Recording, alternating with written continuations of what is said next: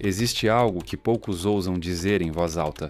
Os mais inteligentes preferem ficar sozinhos, não por antissocialismo, nem por incapacidade de conexão, mas porque enxergou a substância que a maioria ignora em sua busca frenética por aceitação. Solidão não é ausência, é liberdade crua. Arthur Schopenhauer sabia disso melhor que muitos. Quis ser só, deliberadamente, e nesse silêncio encontrou insights sobre inteligência humana, sobre criatividade, sobre consciência. Chamam isso de perturbação? Pode ser, mas é um terremoto que abala os tontos. Veja como isso cala a maioria. Ele não fugiu por estar ferido, ele saiu porque era lúcido demais. Viu além das ilusões da validação social, do pensamento coletivo, da farsa constante do me encaixar. Hoje vamos adentrar um terreno desconfortável. Schopenhauer entendeu que os que escolhem ficar só não fogem da inteligência, correm para dentro dela. Enquanto todos se conformam, negociam e fazem a mente murchar ao sabor do barulho externo, os verdadeiramente inteligentes fazem algo mais radical. Pensam. Não é defesa do isolamento nem antissocialidade. É compreender por que os maiores gênios da história se valiam do isolamento para criar. Solitude para eles era a base de obra, não fuga de dor. Schopenhauer disse: o homem só pode ser ele mesmo quando está só. Mas isso é pálido. O que ele quis dizer é: no instante em que você precisa de outros para dizer quem você é, o que pensar ou sentir, você renuncia à centelha que faz da consciência algo extraordinário, a independência do pensamento. As pessoas que escolhem a solidão não desistiram da humanidade. Elas apenas perceberam que a maior parte do que chamamos de conexão humana é, na verdade, manipulação sofisticada, conformismo intelectual e dependência emocional. Um bloqueio sutil ao pensamento real, à criatividade genuína, ao crescimento autêntico. Não se trata de virar eremita ou rejeitar toda a convivência. Trata-se de entender que a inteligência mais profunda exige coragem para se estar só, profundamente só. A primeira revelação, Schopenhauer percebeu que pessoas inteligentes escolhem a solidão ao reconhecê-la como a contraposição àquilo que ele chamou de vontade das massas, uma forma poderosa de suicídio intelectual. A maioria vive com pensamentos que, sem perceber, não lhe pertencem, ideias, valores, reações, emoções moldadas por grupos, pela mídia, por pressões invisíveis. Essa percepção é aterradora. No momento em que você está em grupo, mesmo em um grupo de dois, você deixa de pensar com sua mente inteira. Uma parte de você pensa, enquanto outra se preocupa com impressões sociais, evita conflito, busca aprovação, preserva a harmonia. Isso é automático, não consciente. Nosso cérebro evoluiu para manter coesão social, e essa engrenagem altera sua cognição na presença alheia. Você se torna menos criativo, menos original, menos capaz de sustentar verdades duras com profundidade. Schopenhauer viu que a maioria nunca chega a experimentar sua própria inteligência porque nunca está realmente sozinha. Passa da família ao trabalho, das redes ao entretenimento, sempre imerso nas vozes, expectativas e energias externas. O inteligente que escolhe a solidão faz uma escolha radical, prioriza o acesso à própria mente. Entende que suas ideias mais valiosas, seus insights mais profundos, suas soluções mais criativas emergem do silêncio prolongado do pensamento solitário. Isso não implica rejeitar a colaboração ou a conexão social. Implica discriminar entre estar com os outros a partir da plenitude interna e estar com eles por sentir-se incompleto. Observe como as pessoas verdadeiramente inteligentes se comportam em grupos. Costumam parecer distantes, não por indiferença, mas porque parte da mente observa. Observa como o pensamento coletivo corrompe a originalidade individual. Elas aprenderam que o preço de pertencer a muitos grupos é o conformismo intelectual, e decidiram que esse preço era alto demais para pagar. A segunda revelação, o que Schopenhauer chamou de a arte de ficar só sem sentir solidão, demanda um nível de interioridade que poucos se atrevem a buscar.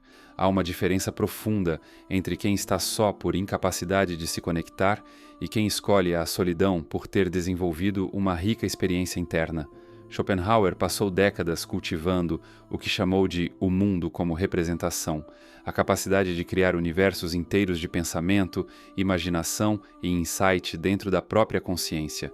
Ele não precisava de distrações externas nem de estimulação social. Aprendeu a encontrar fascínio infinito nos mecanismos da sua mente. Isso aterroriza quem nunca cultivou riqueza interior.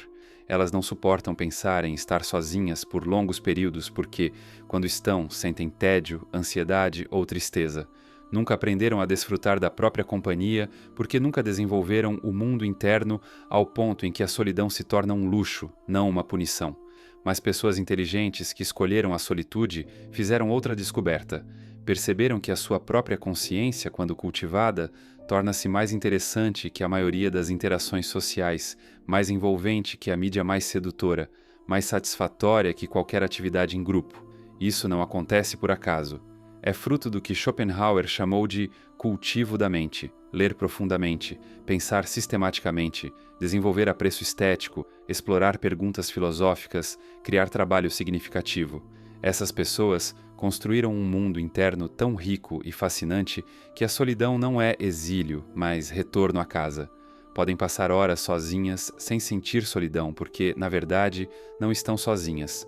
Conversam com as maiores mentes da história por meio dos livros. Exploraram ideias que a maioria jamais encontra. Trabalham em projetos nascidos das suas paixões e interesses, não por obrigação externa. Quem escolhe a solidão a partir de tal plenitude interior parece misterioso, até ameaçador para quem não consegue imaginar estar só sem se sentir vazio. O contentamento deles na solitude desafia a crença de que felicidade depende de validação constante e estímulo externo. Terceira revelação. Schopenhauer entendeu que pessoas inteligentes e solitárias desenvolvem o que chamou de independência intelectual, a capacidade de pensar ideias nunca antes pensadas porque não validam seus pensamentos conforme o consenso grupal. Grandes avanços em ciência, filosofia, arte e inovação surgiram de mentes dispostas a passar longos períodos só, seguindo linhas de pensamento que pareciam estranhas ou inúteis aos demais. Quando se está cercado de outros, somos limitados pelas fronteiras do que consideram razoável ou relevante. Mesmo os mais sábios ao nosso redor impõem barreiras. A presença deles ativa condicionamentos sociais. Mas, no verdadeiro isolamento, a mente pode vagar por territórios que o pensamento coletivo jamais exploraria. Pode nutrir ideias que soariam absurdas em voz alta. Pode seguir a curiosidade até onde não há valor prático imediato. Pode passar meses desenvolvendo compreensões difíceis de explicar. É daí que nasce o gênio. Não de brainstorms ou colaborações bocá, mas de mentes solitárias com tempo e espaço para chegar além da superficialidade coletiva. Leis de Newton, a relatividade de Einstein, a evolução de Darwin, os insights filosóficos de Schopenhauer, tudo nasceu de longos períodos de reflexão solitária. Quem escolhe a solidão com esse entendimento sabe que suas maiores contribuições ao mundo virão de ideias desenvolvidas em segredo, pensamentos que emergem da reflexão íntima e profunda, percepções que nunca surgiriam em comitês ou consenso social. Não são antissociais, protegem as condições que permitem o pensamento original. Sabem que o mais valioso que podem oferecer ao mundo são ideias que vêm de além do que todos já conhecem e aceitam. Isso exige coragem intelectual colossal. Avançar por territórios mentais, sem apoio, sem validação externa, sem saber se está construindo algo significativo ou perdendo tempo. Mas pessoas inteligentes e solitárias desenvolvem tolerância a essa incerteza, porque compreendem que é o preço da originalidade intelectual. Quarta revelação. Eles dominaram o que Schopenhauer chamou de economia da atenção. Compreender que energia mental é finita e que interação social, por mais agradável que seja, é cognitivamente custosa de formas que a maioria nunca percebe. Cada conversa exige não só processar informação, mas também dinâmicas sociais, estados emocionais, agendas implícitas, uma matemática interpessoal complexa. Pessoas inteligentes que escolhem a solidão calculam esse custo constante e decidem. Muito dele não vale a pena. Sabem que possuem uma quantidade limitada de banda mental por dia e preferem alocá-la em pensar, criar, aprender, desenvolver, em vez de manter relações sociais que pouco contribuem. Isso soa frio até você entender o que estão protegendo: sua energia intelectual, sua capacidade criativa, sua habilidade de concentração profunda. São essas ferramentas que sustentam sua contribuição ao mundo e sabem que elas se degradam com excesso de social. podem manter relações profundas com poucas pessoas que respeitam sua necessidade de solidão, mas eliminaram o desgaste energético de conversas casuais, networking, eventos ou obrigações sociais que muitos aceitam como parte normal da vida. Schopenhauer personificou isso: caminhadas longas, refeições solitárias, vida estruturada para proteger seu pensamento filosófico. Chamavam-no estranho, antissocial, depressivo, mas sua produção intelectual foi extraordinária porque preservou seus recursos cognitivos para o que realmente importava. Quem escolhe a solidão inteligentemente faz uma decisão estratégica sobre seu recurso mental. Escolhe profundidade em vez de superfície, qualidade em vez de quantidade, realização intelectual em vez de popularidade social.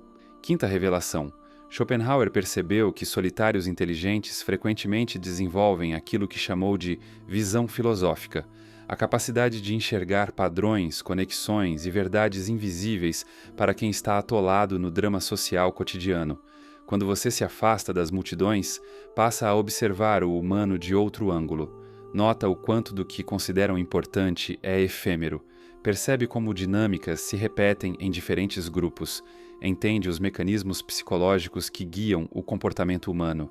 Essa clareza traz liberdade e isolamento, porque uma vez que se enxerga os jogos sociais, torna-se difícil participar deles inconscientemente. Não é misantropia, é clareza. Mas essa lucidez tem um preço, porque ao enxergar padrões, se torna difícil aceitar rituais sociais que você sabe serem vazios de significado. Schopenhauer escreveu longamente sobre o que chamou de sofrimento da existência. A maior parte da vida humana é movida por medos, desejos inconscientes e pressões sociais, não por escolhas conscientes ou sabedoria genuína. Quem escolhe estar só fez isso porque alcançou uma perspectiva filosófica que vê através dessas ilusões, e percebeu que é exaustivo fingir que convenções e prioridades culturais realmente importam tanto quanto todos fingem que importam. Isso não os torna superiores, os diferencia. Trocaram o conforto social pela honestidade intelectual, a popularidade pela autenticidade, o pertencimento pela clareza do pensamento independente. Podem interagir com o mundo quando útil, mas o fazem por escolha consciente, não por compulsão inconsciente. Participam como observadores, contribuintes ocasionais, não como quem busca validação para se sentir inteiro. E aqui chegamos à revelação mais profunda de Schopenhauer sobre a inteligência de quem opta pela solidão. Não rejeitaram a humanidade.